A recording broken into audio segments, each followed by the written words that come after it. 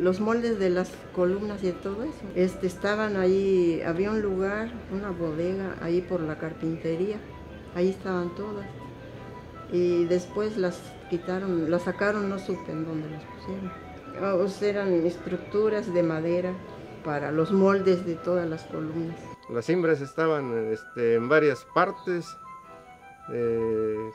se armaban y se colaban. Aquí en el jardín tenemos algo súper peculiar y único en el mundo. Estas cimbras fueron utilizadas para fraguar en su interior esculturas de concreto. Sí me atrevería a decir que es de los pocos lugares en el planeta donde se han construido esculturas de concreto, ¿no? Entonces estas cimbras podríamos considerarlas cimbras artísticas, más allá de elementos arquitectónicos que sirvan a un fin constructivo o utilitario.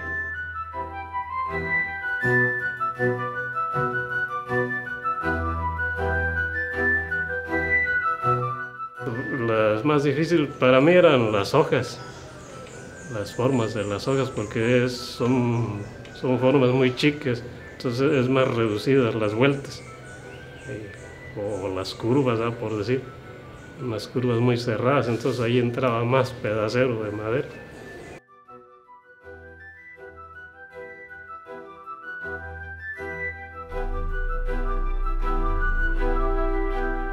Son las historias de José Aguilar, lo que nos platicaban algunos de los personajes que llegaron a trabajar con él, o sea, la forma en la que hablaba con Edward James, lo increíble que era pasar de estos bocetos que a veces eran súper abstractos a moldes tridimensionales y aparte de eso tenían que ser vaciados. Pasar de un modelo bidimensional a uno tridimensional y a partir de ello tenían todavía que generar un negativo de esa pieza para que al colarse hiciera un positivo, ¿no? Eso es algo increíble.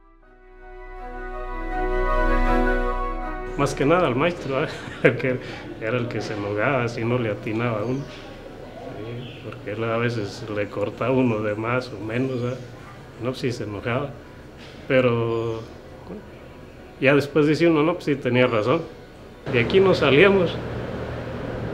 Por decir, aquí el albañil venía a recoger las molduras y ya iban y las colocaban donde fueran a estar, y ya don José pues sí se iba con ellos para mostrarles cómo iba a ir, porque eso se lo decía el inglés a él, o sea, se lo explicaba.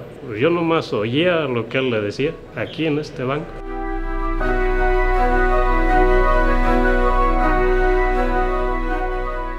En un principio comenzamos dos restauradores, Edgar Medina y yo, y bueno, tuvimos un ayudante que se llamaba Rosendo y se han sumado a nosotros Andrés Ríos y Luna Estrella.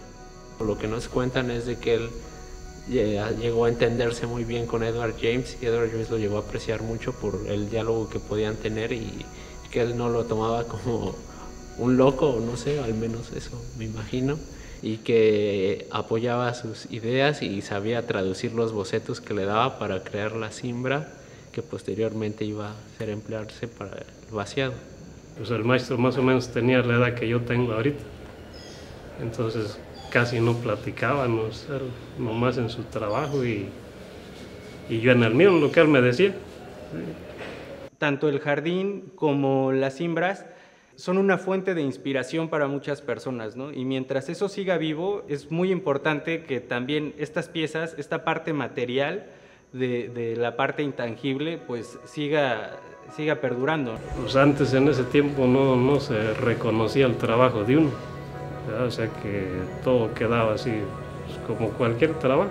Entonces no se reconocía a nadie ni nada.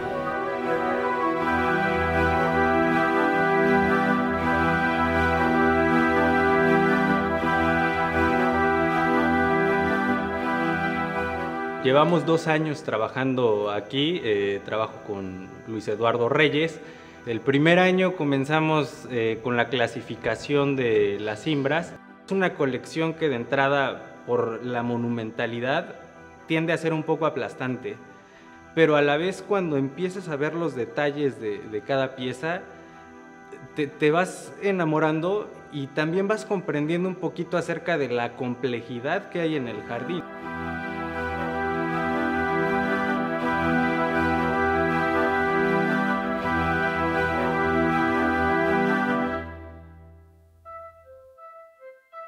La labor más importante que tenemos aquí es conservar la memoria de todas las personas que estuvieron implicadas en la construcción del jardín, que lo que tenemos aquí son las cimbras, pero aparte esas cimbras tenían un montaje enorme para poder contener a veces hasta 8 toneladas de concreto dentro, ¿no? Una absoluta locura. Muchísimos personajes de aquí de Xilitla comienzan a ver que estos materiales son obras artísticas, porque tenemos mosaicos que a veces están constituidos por más de 1000 elementos, y eso es algo impresionante, y que era algo que les tomaba alrededor de 2 o 3 semanas fabricar a los carpinteros, y eran 2 personas, entonces fue un trabajo realmente colosal. La construcción, pues las cimbras se desechan o son elementos que se reutilizan, pero no necesariamente por sus características, sino que pasan a ser un elemento más, una tabla más que se vuelve a usar para hacer algún otro colado. Y bueno, en este caso pues la cimbra ya implica una cierta pues sí, habilidad técnica artesanal, que conforme pues los artífices fueron desarrollando, pues también fueron perfeccionando su técnica. La cimbra pues ya podría ser una obra de arte en sí misma en este caso.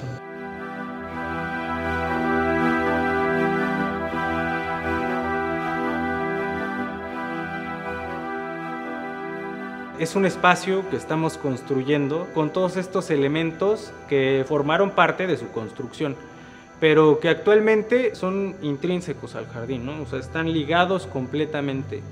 El jardín de madera es la memoria de todas las personas que trabajaron aquí, es algo que seguimos construyendo.